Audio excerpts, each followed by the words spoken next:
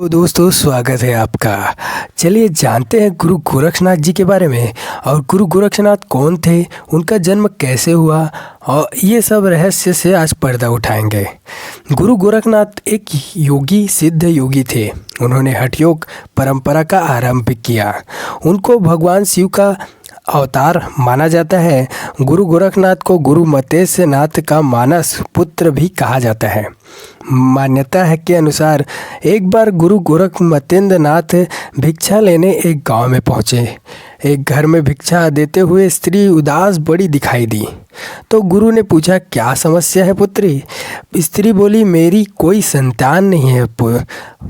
उसी स्त्री को परेशान देखकर गुरु मतेश्वर नाथ ने उनको मंत्र पढ़कर एक चुटकी भभूत दी और पुत्र प्राप्ति का आशीर्वाद देकर चले गए। लगभग 12 साल के बाद गुरु मतेंद्र नाथ उसी गांव में फिर से आए और उसी स्त्री के घर पहुंचे। दरवाजे के बाहर से आवाज़ लगाकर स्त्री को बुलाया और कहा, अब तो पुत्र 12 साल का हो गया होगा। असलियत में वह स्त्री गुरु मतेंद्र नाथ की सिद्धियों से अनजान थी, इसलिए उसने गुरु मतेंद्र नाथ द्वारा दी गई भभूति को खाने से बजाय गोबर में फेंक दिया था। गुरु मतेंद्र नाथ की सिद्धि इतनी प्रबल थी कि भभूत बेकार नहीं जाती। स्त्री घबरा गई और सारी बात बताई कि मैंने भभूत को गोबर में फेंक दिया था। मतेंद्र नाथ ने कहा, वहाँ स्थान दिखाओ। जहाँ जाकर देखा तो एक गोबर से भरे एक गड्ढे के ऊपर खड़ी है और गाय खड़ी है और अपना दूध उसी गड्ढे में झलका रही है। तब गुरु ने उसी स्थान पर बालक को आवाज़ लगाई। गुरु मतेंद्र नाथ की आवाज़ से उस गोबर वाली जगह से एक 12 वर्ष का सुंदर आकर्षक बालक बाहर निकल आया और हाथ जोड़कर गुरु मतेंद्र नाथ के सामने खड़ा हो गया। इस प्रकार बाबा गोरक्षनाथ का जन्म स्त्री के गर्भ से नहीं बल्कि गोबर और गो द्वारा की जाने वाली रक्षा से हुआ था, इसलिए उनका नाम गोरक्षनाथ पड़ा। इस बालक को गुरु मतेंद्र नाथ अपने साथ लेकर चले गए और आगे चलकर यही बालक गुरु गोरक्षनाथ बने। गुरु गोरक्षनाथ ने ही नाथ योगी परंपरा की शुरुआत की और आज हम जानते हैं कि आसान प्राणायाम, पष्टकर्म, मुद्रा, नंदानुसंधान या कुंडली योग आदि योग साधनाओं की बात करते हैं, सभी इन्हीं की देन है। तो गुरु गोरक्षनाथ महान चमत्कारी और रहस्यमय गुरु गोरखनाथ को गोरक्षनाथ भी कहा जाता है। इनके नाम पर एक नगर का नाम गोरखपुर और एक जाति का नाम गोरखा है।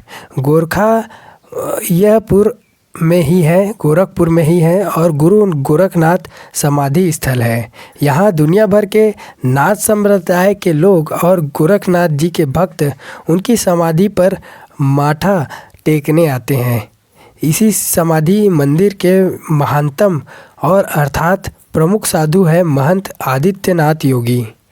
गुरु गोरक्षनाथ जी ने अपनी नेपाल और भारत की सीमा पर प्रसिद्ध शक्तिपीठ देवपीठ में तपस्या की है। उसी स्थान पर पाटेश्वरी शक्तिपीठ की स्थापना भी की है। माना जाता है कि जितेन भी देवी देवताओं के साबर मंत्र हैं।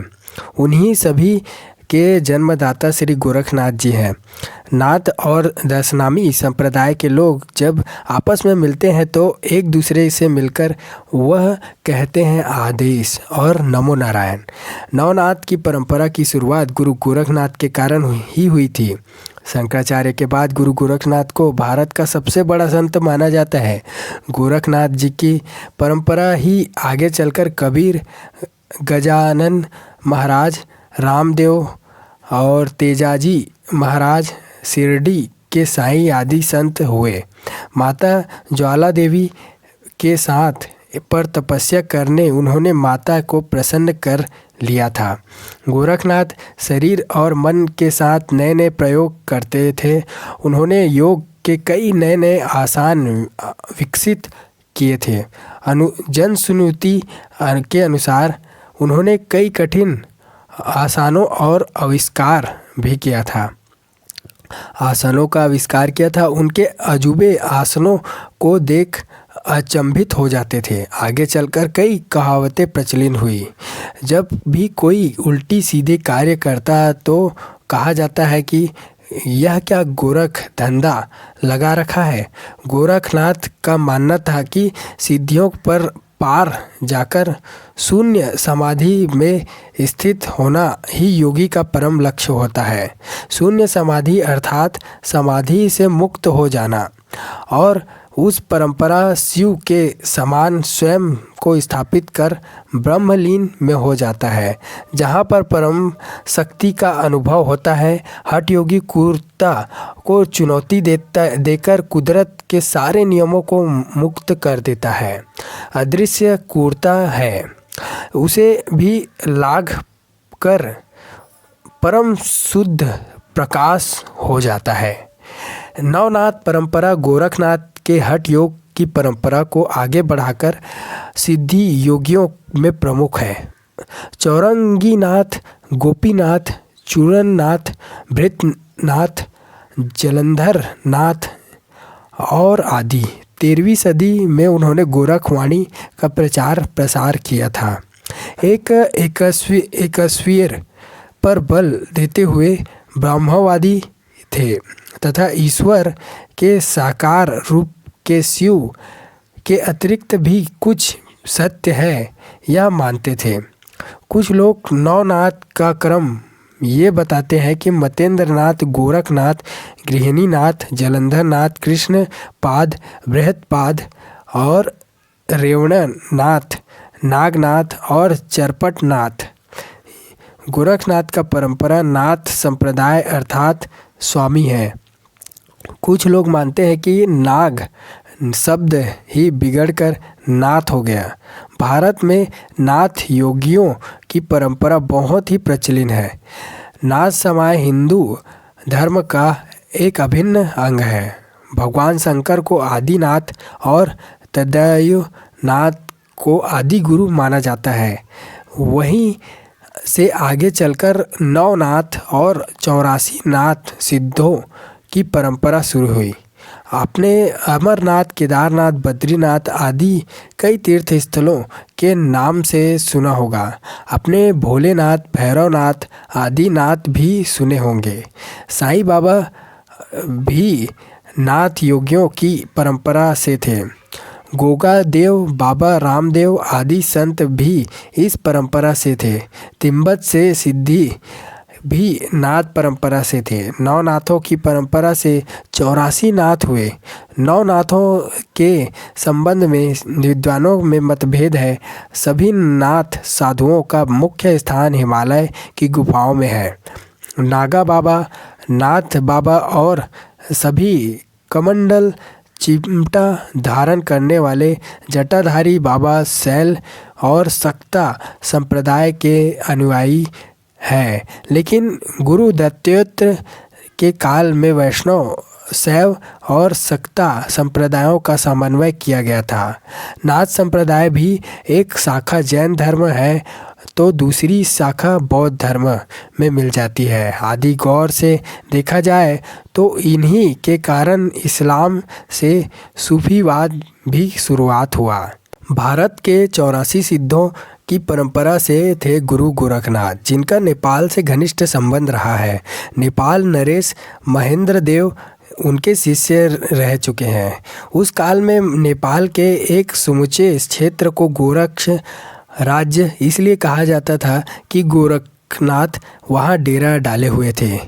वहीं की जनता आगे चलकर गोरखा जाति भी कहलाई। यहीं से गोरखनाथ के हजारों शिष्यों ने विश्व भर में घूम घूम कर धूना स्थन निर्माण किया। इन्हीं शिष्यों से नाथ की अनेकानेक शाखाएं हो गई। नाथ संप्रदाय के प्रवक्ता गोरखनाथ जी के बारे में लिखित उल्लेख के अनुसार उनको पुराणों में भी मिलते हैं। विभिन्न पुराणों में सबसे संबंधित कथाएं मिलती हैं।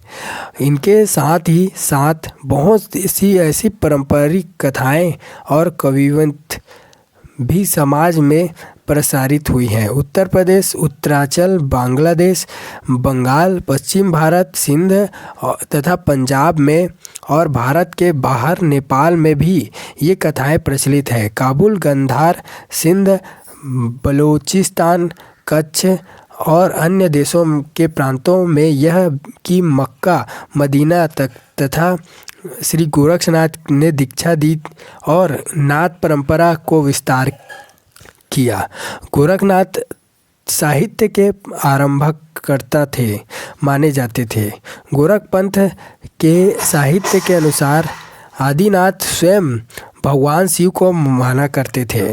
शिव की परंपरा को सही रूप से आगे बढ़ाने वाले गुरु मतेंद्र नाथ हुए।